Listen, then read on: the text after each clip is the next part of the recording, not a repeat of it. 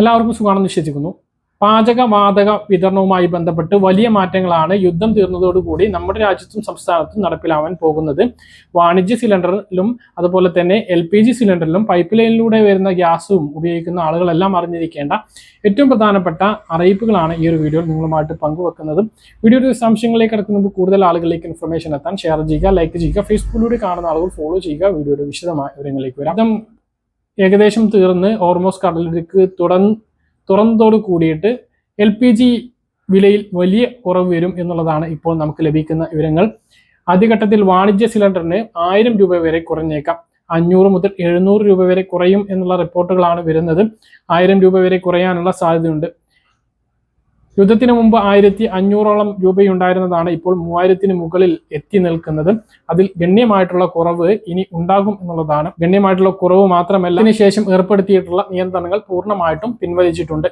യുദ്ധത്തിന് മുമ്പുണ്ടായിരുന്ന അവസ്ഥയിൽ ഗ്യാസ് വിതരണം ചെയ്യുന്നതിന് വേണ്ടി കേന്ദ്ര പെട്രോളിയം മന്ത്രാലയം എണ്ണ കമ്പനികൾക്ക് നിർദ്ദേശം നൽകിയിട്ടുണ്ട്. മറ്റൊന്ന്, വീടുകളിൽ ഉപയോഗിക്കുന്ന ഗ്യാസ് സിലിണ്ടറിലും വില കുറവ് വരും എന്നുള്ളതാണ്. നിയന്ത്രണത്തിലും കുറവ് ഉടൻ പ്രഖ്യാപിക്കും. നിലവിൽ ഗ്രാമപ്രദേശങ്ങളിൽ 45 ദിവസവും നഗരപ്രദേശങ്ങളിൽ 25 ദിവസവുമാണ് ബുക്കിങ്ങിന് നിയന്ത്രണം വീടുകളിൽ ഉപയോഗിക്കുന്ന ഗ്യാസിനുള്ളത്. വിലയിലും കുറവ് വരും. 100 രൂപ അല്ലെങ്കിൽ 150 രൂപ വരെ വില കുറവ് വന്നേക്കാം എന്നുള്ള റിപ്പോർട്ടുണ്ട്. ഗണ്യമായിട്ടാണ് ഇപ്പോൾ വില ആഗോള വിപണിയിൽ കുറഞ്ഞിട്ടുള്ളത്. അതിന്റെ പശ്ചാത്തലത്തിൽ വില കുറഞ്ഞേക്കാനുള്ള സാധ്യതയുണ്ട്. ഇനി വില കുറയ്ക്കാതെ എത്ര മാസമാണ് കേന്ദ്ര സർക്കാർ ഇത് മുന്നോട്ട് കൊണ്ടുപോവുക എന്നും നമ്മൾ കാത്തിരുന്ന് കാണണം. വാണിജ്യ സിലിണ്ടറിന് വില കുറക്കുമ്പോഴും ഗാർഹിക സിലിണ്ടറിന് നിലവിലുള്ള വിലയിൽ മുന്നോട്ട് കൊണ്ടുപോകാനുള്ള സാധ്യതയും തള്ളിക്കളയാനാകില്ല.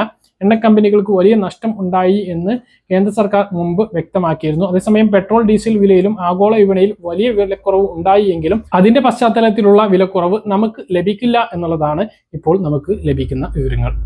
മറ്റൊന്ന്, KYC ചെയ്യാത്ത ആളുകൾ തീർച്ചയായിട്ടും ചെയ്യുക. KYC ചെയ്യാത്തവർക്ക് ഗ്യാസ് സിലിണ്ടറുകൾ മുടങ്ങിപ്പോകുന്ന സാഹചര്യം ഉണ്ടാകും. പ്രത്യേകിച്ച് സബ്സിഡി സിലിണ്ടർ ലഭിക്കുന്ന ആളുകൾക്ക് KYC നിർബന്ധമാണ്. നേരത്തെ 10 സിലിണ്ടർ ഉണ്ടായിരുന്നത് അത് പിന്നീട് 9 ആക്കുകയും ഇപ്പോൾ 4 ആക്കുകയും ചെയ്തിട്ടുണ്ട് സബ്സിഡി സിലിണ്ടറുകളുടെ എണ്ണം. സബ്സിഡി സിലിണ്ടർ ലഭിക്കുന്ന ഉജ്ജ്വൽ യോജന പദ്ധതിയിലുള്ളവർ നിർബന്ധമായിട്ടും എല്ലാ വർഷവും KYC പൂർത്തീകരിക്കേണ്ടതാണ്. LPG കണക്ഷൻ ഒഴിവാക്കി PNGയിലേക്ക് മാറേണ്ടതുണ്ട്. അതായത് pipe line connection, gas connection നമ്മുടെ വീട് പരിസരത്ത് ലഭ്യമാണ് എങ്കിൽ വീടുകളിലേക്ക് എടുക്കുകയും PNGയിലേക്ക് മാറുകയും LPG കണക്ഷൻ റദ്ദാക്കുകയും വേണമെന്ന് കേന്ദ്ര സർക്കാർ നിർദ്ദേശം നൽകിയിട്ടുണ്ട്. നിങ്ങളുടെ അടുത്ത പ്രദേശങ്ങളിൽ പൈപ്പ് ലൈനിലൂടെ ഗ്യാസ് കണക്ഷൻ വരുന്നുണ്ട് എങ്കിൽ അതിലേക്ക് മാറാൻ വേണ്ടിയിട്ടാണ് ഇപ്പോൾ കേന്ദ്ര സർക്കാർ നിർദ്ദേശിച്ചിട്ടുള്ളത്. ജൂൺ 30 ഇതിന് അവസാന സമയം പറഞ്ഞിരുന്നത്. ലഭ്യമാണ് എങ്കിൽ അതിലേക്ക് മാറുക. അതുപോലെ തന്നെ PNG കണക്ഷൻ എടുത്തിട്ടുള്ള ആളുകളുണ്ടാവും. അങ്ങനെയുള്ളവരും LPG കണക്ഷൻ റദ്ദാക്കണം എന്നുള്ളത് കൂടി ഓർമ്മിപ്പിക്കുകയാണ്. അപ്പോൾ ഇതാണ് ഗ്യാസ് വിതരണവുമായി ബന്ധപ്പെട്ട ഏറ്റവും പുതിയ അറിയിപ്പ്. പുതിയ വില 1-ാം തീയതി പ്രഖ്യാപിക്കും. ആ ഒരു വില വരുന്ന സമയത്ത് കൃത്യമായിട്ടുള്ള വിവരങ്ങൾ നിങ്ങളെ കൃത്യമായിട്ട് ഒന്നുകൂടി അറിയിക്കുന്നതാണ്. പറഞ്ഞ കാര്യങ്ങൾ കൃത്യമായിട്ട് മനസ്സിലാണെന്ന് കരുതുന്നു. ഇതുപോലെ ഇൻഫർമേഷനുകൾക്ക് ഫോളോ ചെയ്യുക, സബ്സ്ക്രൈബ് ചെയ്യുക. മറ്റൊരു വീഡിയോയുമായി നമുക്ക് വീണ്ടും കാണാം. ദൂരേക്ക് ബൈ.